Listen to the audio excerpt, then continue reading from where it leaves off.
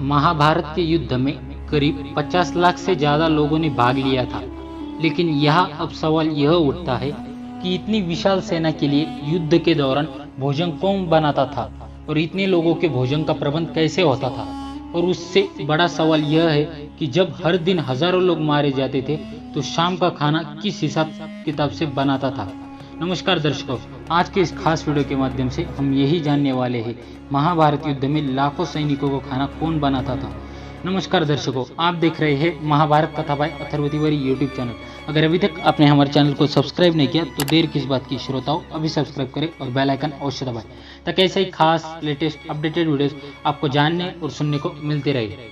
महाभारत को हम सही मायने में विश्व का प्रथम विश्व युद्ध कह सकते हैं, क्योंकि उस समय शायद ही कोई ऐसा राज्य था जिसने इस युद्ध में भाग न लिया हो। उस समय भारतवर्ष के समस्त राजा या तो कौरव अथवा पांडव के पक्ष में खड़े दिख रहे थे।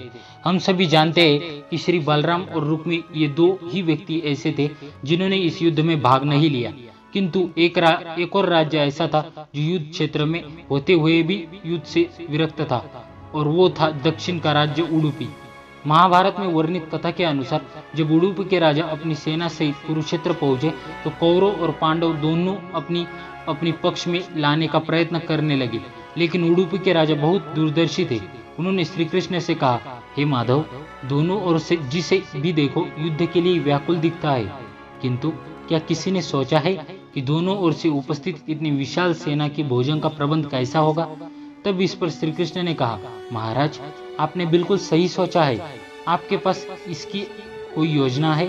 अगर ऐसा है तो कृपया बताएं। उसके बाद उडुपी नरेश ने कहा, वासुदेव, यह तो सत्य है कि भाइयों के बीच हो रहा इस युद्ध को मैं उचित नहीं मानता, इसलिए इस युद्ध में भाग लेने की इच्छा मेरी नहीं है, किंतु ये युद्ध अब टाला नहीं जा सकता।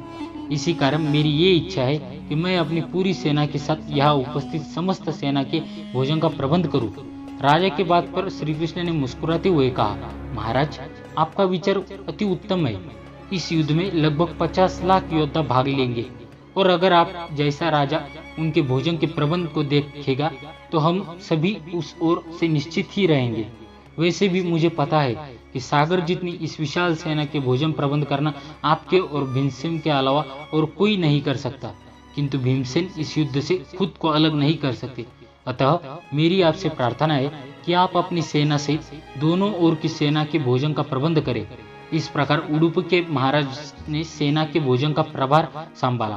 पहले दिन उन्होंने उपस्थित सभी योद्धाओं के लिए भोजन का प्रबंध किया। उनकी कुशलता ऐसी थी कि दिन के अंत तक एक दाना अन्न का भी बर्बाद नहीं होता था।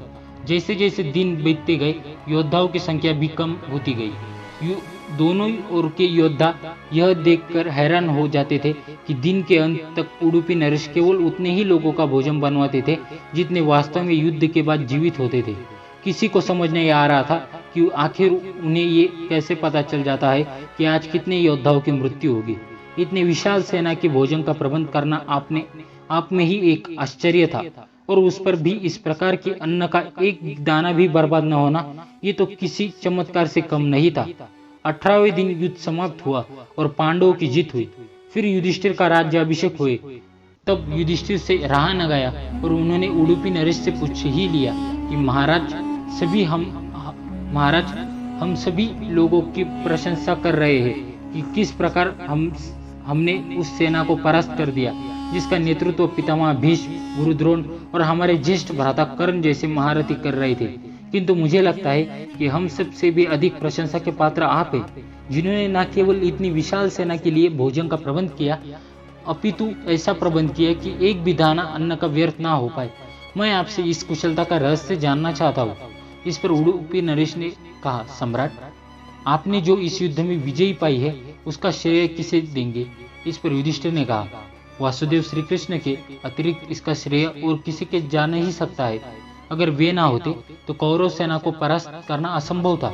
तब उडुपी नरेश ने कहा, महाराज, आप जिसे मेरा चमत्कार कर रहे हैं वो भी श्री कृष्ण के प्रताप से ही संभव हुआ है। ऐसा सुनकर वहां उपस्थित सभी लोग आश्चर्यचकित हो गए। तब उडुपी नरेश ने इस रहस्य पर से पर्दा उठाया और कहा, महाराज, श्री कृष्ण प्रतिदिन रात्रि में मूंगफली खाते थे। मैं प्रतिदिन उनके शिविर में गिनकर मूंगफली रखता था और उनके खाने के पश्चात गिन कर देखता था कि उन्होंने कितनी मूंगफली खाई है। वे जितनी मूंगफली खाते थे उसके ठीक 1000 गुना सैनिक अगले दिन युद्ध में मारे जाते थे। अर्थात अगर वे 50 मूंगफली खाते थे तो मैं समझ जाता था कि अगले दिन 50,000 योद्धा युद्ध में मारे जाएंगे। उसी अनुपात में मैं अगले दिन भोजन बनाता था। यही कारण था कि कभी भी भोजन व्यर्थ नहीं हुआ। श्री कृष्ण के इस चमत्कार को सुनकर सभी आगे आगे नतमस्तक हो गए। नमस्कार दर्शकों, अब तो आपने जान ही लिया होगा कौन बनाता था महाभारत युद्ध में लाखों सैनिकों का भोजन। यदि आज की हमारी एक खास पेशकश आपको पसंद आई हो तो जाने से पहले वीडियो को लाइक करें, हमारे चैनल को सब्सक्राइब करें और ज़्यादा से ज़्यादा इस वीडियो को शेयर अवश्य करें।